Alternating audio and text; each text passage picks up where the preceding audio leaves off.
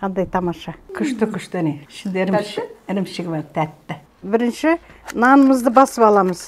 Жылы суымызға тұз қосамыз. Жылы су мен жылы сүт, дрожжды қосамыз. Нанымыз көтерілу керек, 1-2 сағаттасын көтеріледі, дрожж салған. Содан кейін істейміз.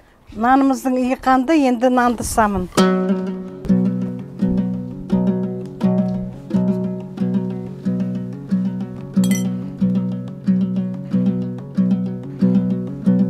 Бауырсағымызды пісіреміз, майын құйып алайық. Бұры жаудай тоң майымызды қосамыз.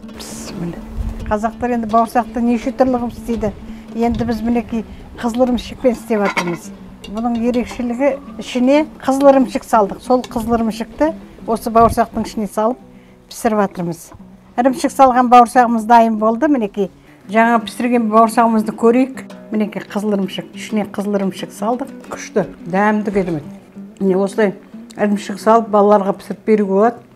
Өте дәмді.